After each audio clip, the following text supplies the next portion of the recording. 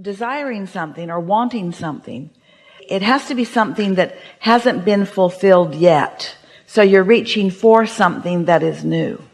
And we want to say in a way that you can really hear it, that it's a steady attention to something that causes it to come and then keeps it coming.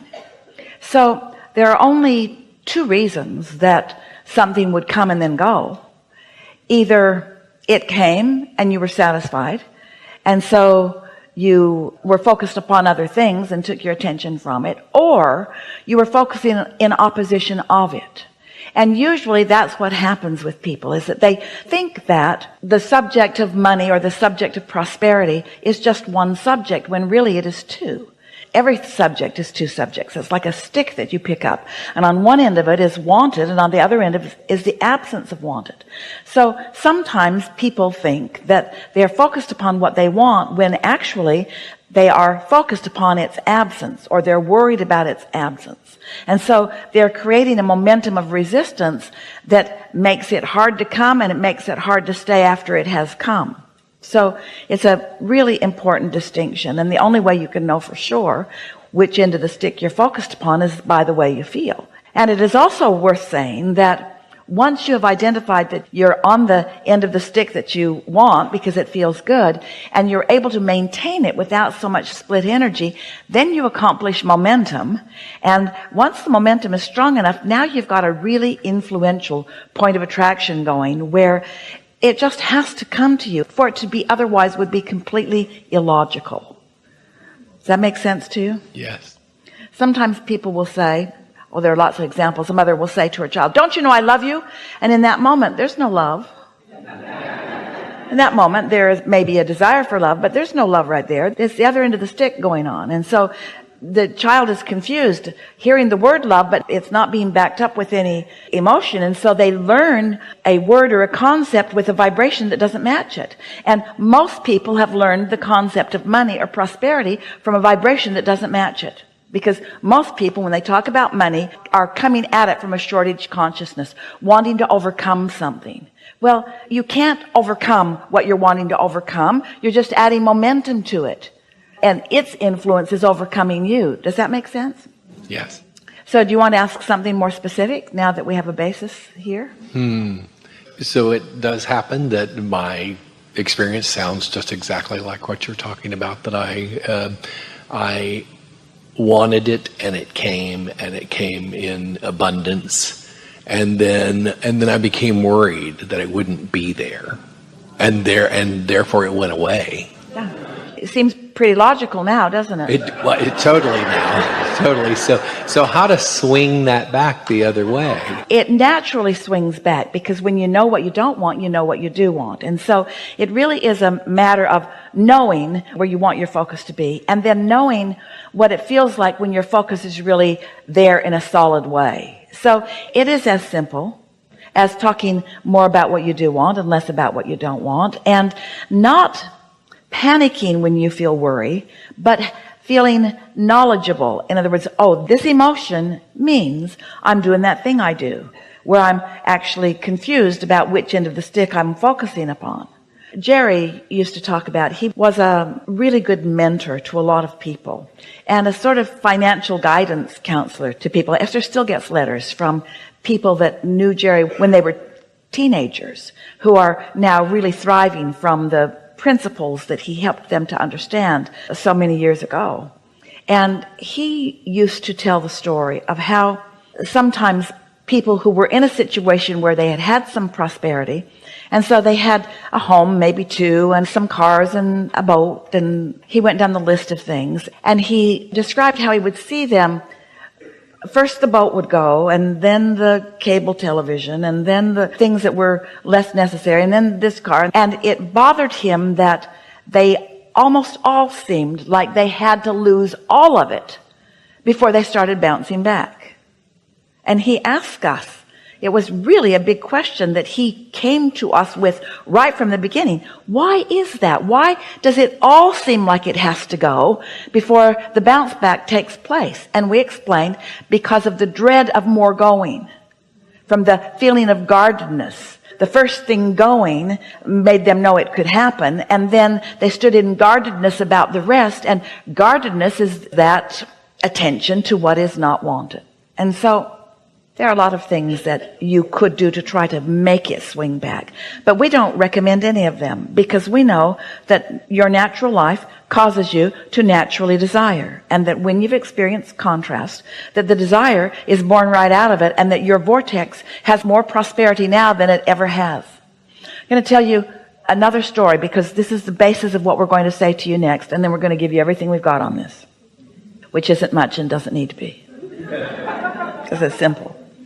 A man was talking to us one day in his 60s. He had just lost everything, and he was worried, to say the least. Pressed is a better description, and finding a hard time imagining getting it back, because in his description to us, he had spent his whole lifetime getting there, and now it didn't feel to him like he could just start over again. And we said to him, but you're not understanding what your true power is, what your true leverage is, or what your true assets are. You're not understanding that with everything that you lived and everything that you asked for, that you've got a vibrational currency going on, and that this big contrast where you've lost it all has caused a big bounce of desire that is active and vibrationally wanting to influence you back into its fold. It's not about starting over, because you're not starting over vibrationally. And since vibration is the name of this game always, and since the vibration now is bigger and more robust, and you've got more non-physical energy in on it than you ever have before, your probability of financial success is greater now than it has ever been. But you've got to stop looking at where you are, which brings us to the most important part of this conversation that we're having all day here today, that we haven't said yet, that we really want to say, and that is, you know what messes up what you call your future manifestations and what we call your current vibration and readiness to perform for you? You're focusing upon what you think is.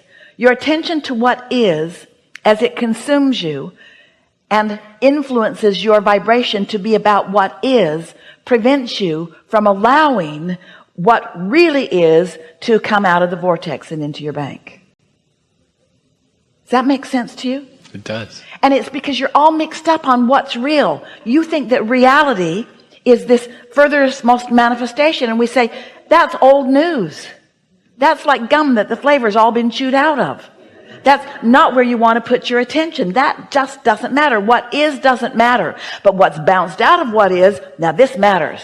This is where it all is. This is where the energy that creates worlds is focused. This is where your inner being is focused. This is where all the cooperative components have already been gathered. You just have to figure out how to be one of those cooperative components, which means you got to figure out how to stop worrying, which means you've got to stop letting what you think really is be less important to you by putting your attention somewhere else. So when we say, not a good idea to think about that, you say, okay, I won't think about that thing that I'm thinking about. I'm not going to think about that thing that I'm thinking about anymore, because thinking about it isn't good, and I'm not going to think about it, but I'm thinking about it, because you're thinking about that thing that you don't want to think about. So you got to think about something else. And often when you pick up the stick and you want to think about this end, you're thinking about that end, then you need to pick up a different stick, because that stick already has enough influence going on that it's more difficult for you to find your alignment. Now, when you hear this, it's going to make all the difference in the world for you, all of you. Any of you have anything that you want, just stay with us for a little bit, because this is how it is. You've put it all in your vortex through all of these step one moments that you've had. And Source has gathered it all up, and it's gestating, and it's ready in varying degrees to flow into your experience in ways that you can feel it, and ways that you can know it, and then ways that you can sniff it out, and then in ways that you can see it. These are thoughts turning to things, and they are in various stages of that becoming. So when you get it, that these things are becoming, that they are turning to things, and you choose a subject that you are not resistant about, then these steps that we've been talking about start making sense to you, because you did all these step ones, and so you've got all of this stuff brewing and ready for you. You don't have to focus on the precision or the specifics of these things in order to allow them to come about. You just can't focus in opposition. You could have 10 things that matter to you. 9 of them could be going terribly, and 1 of them could be going right. And if you would focus mostly upon that one that's going right, you would hold yourself in vibrational alignment with your vortex, and the other 9 would start performing well for you, because you've taken your attention away from the opposite end of the stick. Does that make sense to you? So that's where meditation really comes in, because you've already asked and it's already been given. And if you can quiet your mind, then your vibration rises, and then you receive the good ideas and off you go. So it's about not trying so hard. It's about not trying to make it happen. It's about accepting that it is happening, and you just have to allow yourself to allow yourself to allow yourself to allow yourself. You have to get ready to be ready to be ready to be ready to be ready. It doesn't all have to happen this red hot minute any more than the corn needs to become another stalk of corn and an ear of corn right now. It's a process, and it's becoming, and you understand it, and you're good with that. And meanwhile, you're keeping yourself happy by focusing upon anything and everything that makes you feel pretty good. And if you can't find anything that feels good, sleep a lot. If you can't find anything that feels good, then do anything you can that distracts you from it. We know there are things that feel better than others. Imagine the cork bobbing on the surface of the water. That's in the vortex. That's pure positive energy. Now you can hold it under the water artificially, unnaturally. That's what negative emotion is. But when you let go, it's going to bob back up. And so when you said, how do you get it flipped the other way? It is flipping. It wants to flip. Your inner being is influencing it to flip. It's already flipped. It's already flipped. The energy's already flipped. It's already flipped. It's already performing for you. So we're going to speak this in negative terms, but sometimes it's easier to hear it. If you stop doing that thing you do that isn't letting it happen, it'll happen. And how do you know when you're doing that thing that doesn't let it happen? You're worried in your gizzard.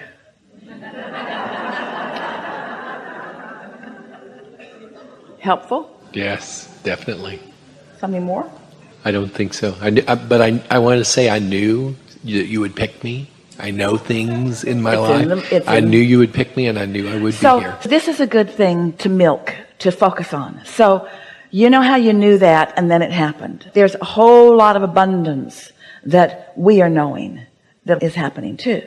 So this is what we meant earlier. When you notice the correlation between how something felt and what manifests, then you know that all things are that way. All things are that way. So how do you think you knew that? Esther didn't send you a note. Somebody somewhere did. You didn't get to pay extra. So how did you know? Something told me. We demand to know. Something. The universe told me. So you think that your vortex has knowledge about things that you have not yet seen. And you apparently have the ability to hear some of it. It's just a matter of more readiness to hear more of it. But on those subjects that you're stubborn, leave them alone. Don't try to hear on the subjects that you're stubborn on. Why? Because you'll convince yourself you're not good at hearing. And you are good at hearing. You're just better at some things than others because of the momentum that you've got going on. So listen for the things you can hear and revel in it every time. And acknowledge, oh, I see how that happened. Ah, that's information I needed, and there it was at the perfect time. There it was. It's happening all around you until you convince yourself that you can be or do or have anything, because you can.